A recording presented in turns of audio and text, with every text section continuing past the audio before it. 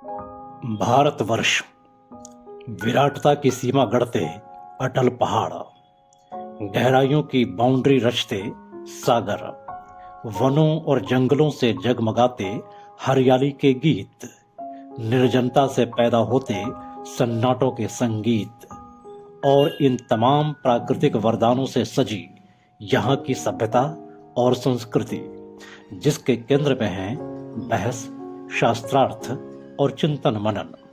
इसी चिंतन मनन और शास्त्रार्थ की परंपरा से निकले हैं कई दर्शन, और इन दर्शनों से उत्पन्न हुए हैं कई संप्रदाय। लेकिन विविधता में एकता की भावना ऐसी कि विरोधी मतों के लिए भी रहा है आदर का भाव।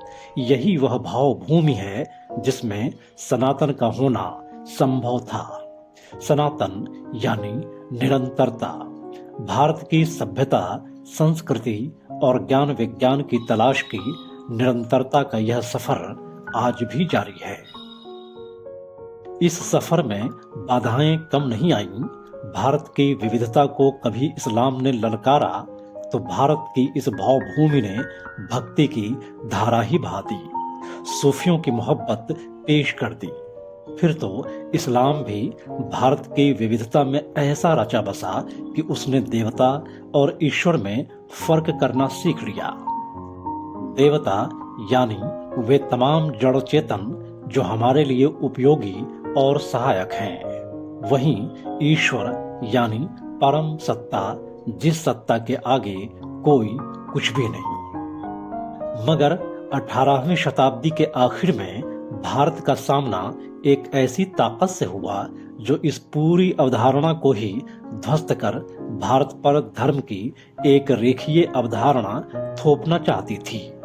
1813 के ब्रिटिश एक्ट में इस ताकत को पूरी छूट दे दी गई कि वह अपना प्रचार करे, भारतीयों का धर्मांतरण करे। ये ताकत थी ईसाई मिशनरियां।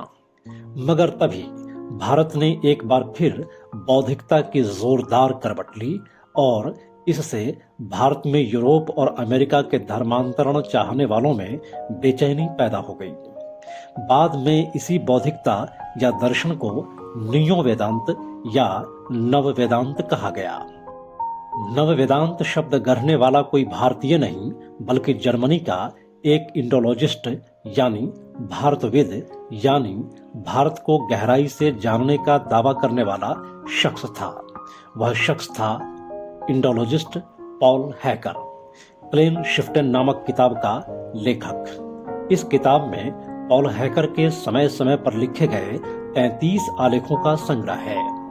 इन आलेखों से पॉल हैकर का यह दुख और अफसोस बार बार सामने आते हैं कि जिस रफ्तार से ईसाई धर्म में हिंदुस्तानियों का धर्मांतरण हो रहा था, उस गति के आड़े वह अवधारणा आ गई जिसे उसने नियो वेदांत या नव वेदांत कहा था।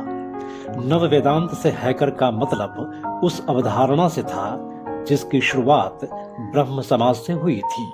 उसे आकार देने में देवेंद्रनाथ टैगोर और केशव चंद्र सेन की बड़ी अहम भूमिका थी। ब्रह्म समाज ने भारतीय परंपरा और ईसाइयत के श्रेष्ठतम तत्वों को लेकर एक बेहद असरदार सामाजिक आंदोलन खड़ा कर दिया था। यह आंदोलन भारतीय परंपरा के नकारात्मक पक्ष को सिरे से खारिज करता था। समय समय पर सनातन की व्यापकता में शामिल हो चुकी संकीर्णता और रूढ़िवादिता के खिलाफ सोचा समझा एक अभियान था। पॉल हैकर के हिसाब से यही वह नव वेदांत था जिसने खासकर हिंदू धर्म को यूनिवर्सल वैल्यूज के साथ जोड़ दिया था। इससे ईसाइयत के लिए उर्वर दिखती जमीन में तर्क, बौद्धिकता और क्रांतिकारी संकल्पनाओं का मट्ठा डल गया था।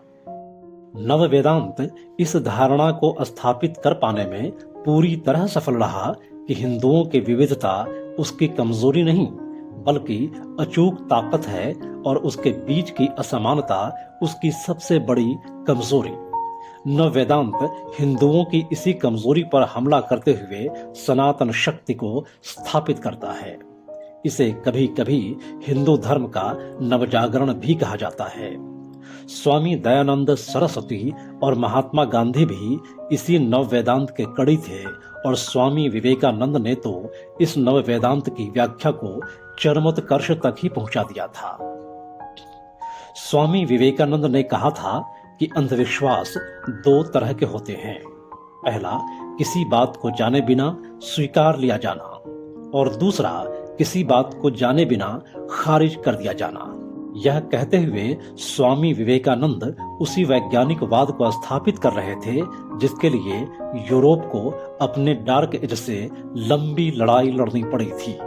सदियों के संघर्ष में बेशुमार जानें गंवानी पड़ी थी और आखिरकार ईसाई धर्म के ये प्रोटेस्टेंट ही बन गए थे ईसाई धर्म का कवच।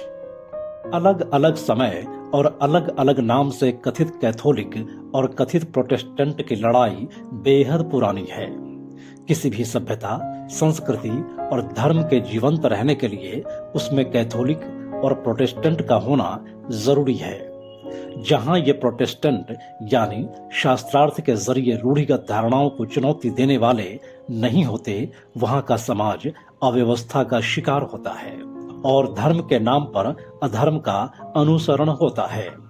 इस मायने में ब्रह्म समाज से लेकर विवेकानंद तक सब के सब प्रोटेस्टेंट थे और पॉल हैकर को इसी बात का दुख था कि काश सनातन के ये प्रोटेस्टेंट नहीं होते तो ईसाइयत के लिए भारत कितना आसान चारागाह होता।